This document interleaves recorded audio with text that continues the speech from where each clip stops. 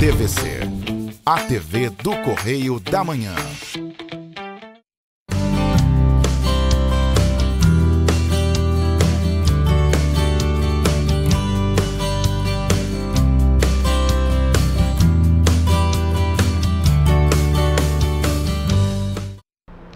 Olá pessoal, tudo bem com vocês? Sejam bem-vindos a mais um Rosina de A a Z. No programa de hoje eu vou trazer mais um pouquinho de dificuldades do nosso idioma, dificuldades da língua portuguesa. Preste atenção porque será bem interessante. Mas antes vamos aos nossos avisos tradicionais.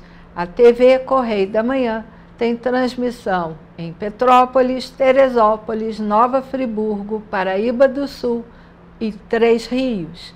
E se você não tem assinatura de TV a cabo, não tem problema, você pode acompanhar pela internet, pelas redes sociais, pelo YouTube, pelo Facebook e pelo Instagram, TV Correio da Manhã. Ali você acompanha a programação na íntegra, o dia inteiro, a programação toda do canal TV Correio da Manhã. E se você quiser fazer alguma crítica, mandar alguma sugestão para o meu programa, você pode entrar em contato comigo pelo WhatsApp, DDD 24 99295 0031. Agora eu peço, por favor, se identifique, porque nesse tempo de muitos golpes pelo WhatsApp, é importante que você se identifique, tá bom? Do contrário, fica difícil, né? Aí eu nem respondo. Então, você se identificando terá a minha atenção, tá bom? Mas vamos lá. Eu preparei para vocês algumas dificuldades, coisas simples da nossa língua, que o pessoal sempre confunde. Uma delas é trocar o mas, M-A-S, pelo mais, com I, M-A-I-S. Quando que eu devo usar? Vamos ver. O mas eu uso quando eu quero passar uma ideia de adversidade, de contraste, de oposição, usando no sentido de porém, contudo, todavia. O mais com I, mais, é uma ideia de adição. Então vamos ver a diferença. Vou dar um exemplo aqui, ainda nesse mesmo slide. Mas, né, quero viajar na Páscoa, mas, sem o I, não tenho dinheiro. É uma adversidade. Eu quero viajar, mas tem um impedimento, que é a falta do dinheiro. Então, vou usar mais. Ou, porém, contudo, todavia, não tem dinheiro, posso substituir. Ou, estou muito cansada, preciso descansar mais. Ou seja, aumentar a quantidade do meu descanso. Então, toda vez que eu uso mais com I, eu estou me referindo à quantidade, a uma adição, que é o contrário de menos. Quando eu uso MAS, mas, eu estou fazendo apenas uma adversidade, um contraste, que é uma referência bem diferente, nada a ver separado, a como ver separado com adição, tá? Vamos ao próximo que eu preparei para vocês. Vou até mudar de câmera. E aí, dentro dessa questão do mais, eu lembrei que muita gente confunde demais junto com demais separado. E aí, vamos lá. Quando que eu uso demais, tudo junto? Quando eu quero me referir à intensidade. Eu posso substituir a palavra demais por muito. Então, olha o exemplo. João comeu demais. É tudo junto. Isso quer dizer que João comeu muito. Ele abusou da comida. Comeu desreguladamente, exageradamente, comeu demais. Quando eu uso o de e o mais separados, eu faço uma referência à quantidade. Então, Maria precisa de mais dinheiro para viajar, que é o meu caso. Eu preciso de dinheiro, mais quantidade para viajar. Então, como eu não tenho dinheiro, eu não vou viajar. Maria tem pouco dinheiro, também não vai viajar. É essa a relação, tá? Esse D mais separado é quantidade. D mais junto, intensidade. Vamos ao outro que as pessoas também erram muito. É quando eu uso a referência de cerca de. Eu tenho cerca de, tenho acerca de, com H, tenho acerca de, junto, e aí nós vamos ver os três. Vamos começar com H. A, de existir, cerca de. Aqui expressa tempo aproximado. Aí, exemplo. Espero por você há cerca de 2 horas. Então, eu estou há 2 horas esperando alguém chegar e a pessoa não chega. Então, eu vou falar, puxa vida, eu espero por você há cerca de 2 horas. Eu estou aqui há 2 horas, durante 2 horas esperando você. Esse tempo já passou, por isso A é com H. Lembra? Eu tenho um programa que eu expliquei o uso do A com H para se referir a tempo que já passou. Então, vamos lá. Acerca de. Esse acerca é junto. Acerca junto. Aí, aqui quer dizer que eu vou falar sobre, a respeito de. Então, eu estou fazendo um comentário acerca de alguma coisa, sobre alguma coisa, a respeito de alguma coisa. Então, olha o exemplo que eu coloquei aí para vocês. Ele falou acerca de corpos celestes. Corpos celestes são os astros, não é? Aqui eu tenho acerca de, que D mais os é 2, acerca dos corpos celestes. Então, aqui é a respeito de, falar sobre. Ainda tem um terceiro, acerca de. Esse azinho é sem H, é separado do cerca de, e aqui eu vou fazer uma expressão aproximada em termos de distância, um valor aproximado. Como é que eu vou dizer? Eu não sei falar com exatidão a distância, então eu falo um valor aproximado. Então, São Paulo fica a cerca de 400 quilômetros do Rio de Janeiro. Eu não dei a distância exata, não falei exatamente quantos quilômetros, mas um valor aproximado em referência à distância. E aí, vamos ver um outro que as pessoas também sempre erram. Quando eu uso mal com U, eu estou me referindo ao oposto de bom. Por isso, o lobo mau da história da Chapeuzinho Vermelho é um mal com U. Ele não é um lobo bom, ele não é bondoso. Aí eu botei aqui um exemplo para dizer, João é um mau estudante. João é um bom estudante. Tá vendo? Eu posso substituir por o mal pelo bom. Quando eu uso mal com L, eu estou me referindo a um estado de saúde, um estado físico, que é o contrário de bem. João passou mal na escola. Então, aqui ele se sentiu mal em termos de doença mesmo, de indisposição, e é o contrário de bem. Eu posso trocar pelo bem. Joana falou mal de você, é mal com L. Joana falou bem de você, é mal com bem. né? Eu troquei o oposto, mal com L é o oposto de bem. Então eu posso substituir.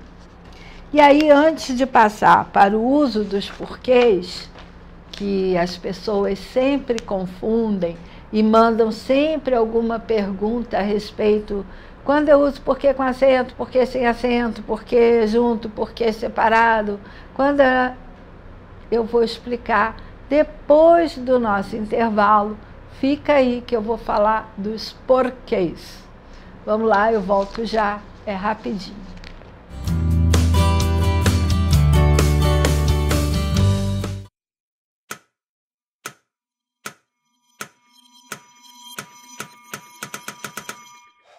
Cara, o que a gente tá fazendo, hein? Vamos falar um segundo sobre a gente? Sim, sobre violência contra a mulher, mas mais sobre a gente. Pensa nas mulheres que você conhece, nas mulheres próximas de você. Colegas de trabalho, vizinhas, amigas, as mulheres da tua família. Agora imagina que a cada 8 minutos, uma delas é estuprada. Duro de engolir, né? Mas é o que tá acontecendo no Brasil. Aqui, 7 em cada 10 mulheres já sofreram violência ou assédio no trabalho. E absolutamente todas as mulheres, inclusive as que você pensou, vão sofrer algum tipo de abuso pelo menos uma vez durante a vida. Pesado, né? Mas e aí? O que a gente tá fazendo? Vamos falar sobre a gente. Sobre o jeito que a gente trata as mulheres. Passa a vara, senta a rola, pega de jeito. Comer, Meter. fuder. Aê, garanhão. Pegador. Comedor. Ensinam pra gente que a mulher é uma coisa a ser conquistada, um prêmio, e que você não deve aceitar um não como resposta. Ela não te dá bola? É porque tá se fazendo de difícil. É só pegar um drink que ela tá na tua, irmão. Manda ver. Ela tá pedindo. Só um beijo. Um beijinho, pô. Não tem mulher que não dá, só tem homem que não sabe pegar. Vai lá, pega ela, mostra que é macho. É assustador quando a gente ouve isso fora de contexto, né?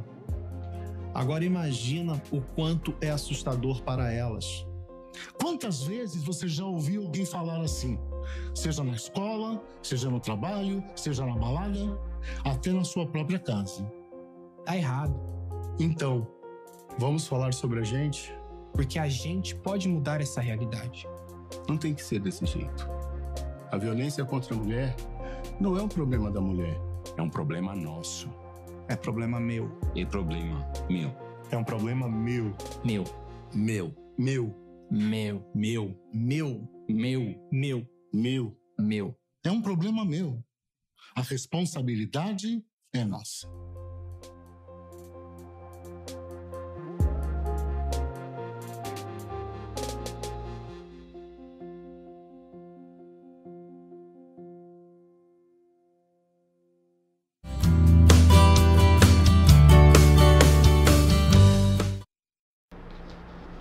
Rosina de Azê está de volta e agora, nesse segundo bloco, eu vou falar sobre o uso dos porquês. Nós temos 5 funções do porquê. E aí vamos começar pelo porquê separado e sem acento. Vamos lá. O porquê separado sem acento eu uso, de modo geral, como pronome interrogativo. O que é isso? É um pronome que eu uso para saber o motivo, a causa, mas numa pergunta. E ele vem geralmente no início de uma frase, de uma interrogação. Por que você demorou? Está aí o exemplo. Essa frase terminou em interrogação e o porquê veio no início. Mas eu também posso usar numa pergunta indireta, que não termina com interrogação, termina apenas com um ponto final. Quero saber por que você demorou. O sentido é o mesmo, só que eu não vou usar o pronome interrogativo. E ele aqui é pronome interrogativo, ele faz uma pergunta indireta, de forma indireta. Aí o segundo porquê, eu trouxe o pronome interrogativo em posição tônica, que é ele separado e com acento. E por que isso? Porque ele vem próximo a uma pontuação. E na língua portuguesa, a gente coloca uma ênfase na pronúncia próximo ao ponto de interrogação ou algum outro ponto de sinal de pontuação. Vamos lá. Você demorou por quê? Está lá no finalzinho da frase, eu botei o meu porquê interrogativo. E junto do ponto de interrogação. Então, esse é o segundo porquê. O terceiro porquê, ele vem junto e sem acento. E o que é isso? Ele pode ser uma conjunção explicativa, seria uma conjunção coordenativa explicativa, ou uma conjunção subordinada causal. Ou ele pode te dar uma explicação, ou ele pode indicar uma causa. Quando ele está indicando causa, ele tem que obrigatoriamente ter o efeito. Então, vamos ver com calma. Vou começar pela causa. Demorei porque houve um acidente. Então, qual foi a causa de você ter demorado? Um acidente. Qual foi o efeito? A demora. Então, toda vez que eu tenho um porquê fazendo essa relação entre duas orações para explicar causa e efeito, eu vou usar o meu porquê junto e sem acento. Quando é uma explicação, eu não tenho essa relação de causa e efeito. Eu só dou uma justificativa. Leve o guarda-chuva porque pode chover. Ora, está chovendo? Não. É uma possibilidade? É. E a mãe sempre fala, leve um casaco porque pode esfriar. Leve o casaco porque pode chover. Esse porquê da sua mãe justificando é apenas uma explicação para você tentar te convencer de que você deve levar o seu casaco ou o seu guarda-chuva. Isso eu digo essa fala porque eu ainda não conheci nenhuma mãe que não tenha dito isso. Geralmente as mães sempre falam isso. E aí você observa que nessa fala não tem uma relação de causa e efeito como na primeira. Tá? Então é uma conjunção explicativa. O outro porquê é um substantivo. Ele é junto, com acento, e ele pode vir determinado por artigo, por pronome, ele tem plural, então ele tem a função de um substantivo. Aí ele é junto e com acento. Não sei o porquê dessa demora. Ora, o porquê, não sei o motivo dessa demora. Não sei a razão dessa demora. Aqui ele é um substantivo. Apresente 3 porquês para a sua ausência. Então, você tem que me explicar ou justificar com 3 argumentos a sua ausência. Então, veio o numeral antes do porquê e o porquê foi para o plural. Tá, está na função de um substantivo. Aí, vamos lá. Esse porquê não é válido. Aí você deu um argumento, eu não aceitei. E ele está determinado pelo pronome demonstrativo. Aí eu poderia falar, meu porquê não foi aceito. Então, eu usei um pronome possessivo. Eu venho sempre com um determinante acompanhando o porquê e ele pode flexionar em número. Ok? Então, vamos lá. O último porquê, que as pessoas confundem demais, é um pronome relativo. Ou seja, ele é usado na função de um pronome relativo. E como é que eu sei que ele está na função de um pronome relativo? Ora, eu posso substituí-lo perfeitamente por um pronome relativo. Então, vamos ver. A razão por que demorei, aí olha só, eu vou explicar a razão pela qual demorei, Eu substituo perfeitamente. A razão pela qual demorei, eu posso substituí-lo.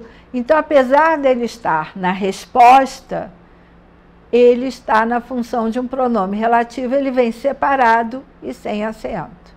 Aqui não é pergunta. O motivo pelo qual demorei, mesma coisa, a mesma relação, é um pronome relativo.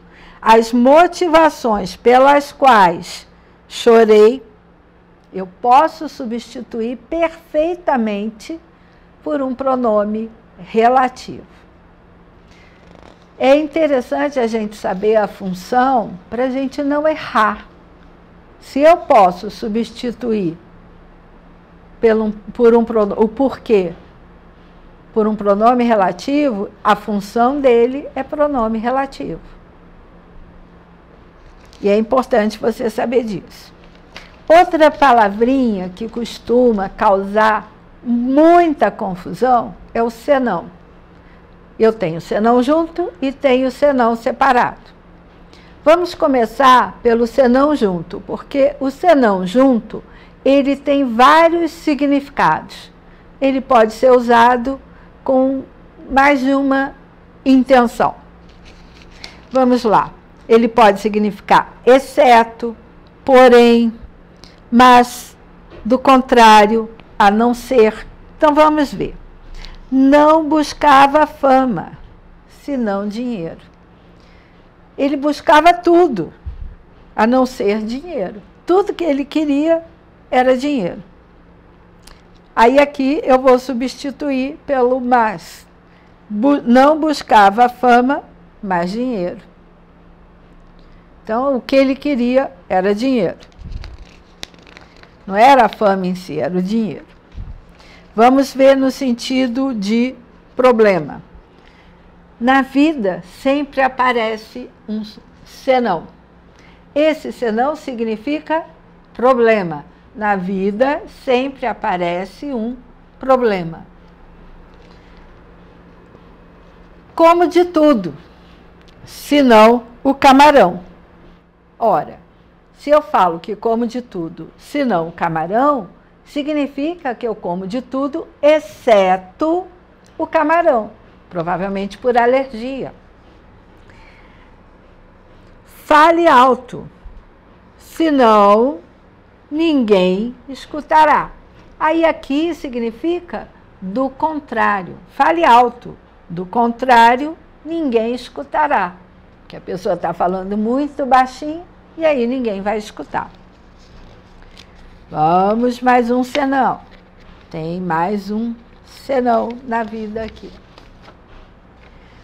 O aluno não faz nada senão bagunça. O aluno não faz nada a não ser bagunça. Eu posso substituir perfeitamente. Ele não gosta de cozinhar, senão de comer bem. Ela não gosta de cozinhar, porém, de comer bem ela gosta, né? Então, senão de comer bem. E aí eu tenho agora o senão separado. Esse senão separado, o que significa? Significa que eu estou fazendo uma condição, é uma condicional. Esse se é uma conjunção subordinativa condicional. Eu vou dar uma condição para que algo aconteça. Se não fosse sua ajuda, não conseguiria terminar meus afazeres. Então, caso não tivesse a sua ajuda, então eu posso substituir por outra condicional, que é o caso. Aqui é conjunção, não é um pronome possessivo, não é um reflexivo, não é um pronome. Aqui é uma conjunção condicional. E aí, antes de terminar o programa de hoje, eu quero fazer um convite a vocês. No dia 26 de abril, um sábado, às 15h, terá no Brisa, na Casa Brisa, que é ali na Rua Ipiranga, 494, do lado da casinha da Unimed, uma palestra promovida pelo Elos Clube de Petrópolis sobre o escritor português Saramago. E o que o pessoal vai falar? Elas vão falar sobre o livro do Saramago, O Ano da Morte, de Ricardo Reis, que é um dos heteronômios de Fernando Pessoa. Essa obra o Saramago fez em homenagem a Fernando Pessoa. Saramago é um escritor português muito famoso, é o autor do Ensaio sobre a Cegueira e outros livros mais. Esse é um assunto. O segundo assunto que eu quero lembrar a vocês é que eu oriento de forma particular alunos que querem aprender a escrever artigos, fazer uma escrita criativa para a literatura, querem aprender a escrever poesia, dou aula de português, dou aula de literatura, qualquer tipo de redação. E aí o meu contato sempre aparece no início do programa, é só entrar em contato e a gente faz um plano de estudo de acordo com o seu interesse em aprender, em crescer e melhorar. E aula para concurso também. Mas eu acho que esse ano não teremos concursos públicos por aí. E eu fico por aqui agradecendo a todos vocês a audiência valorosa e carinhosa de sempre. Até semana que vem.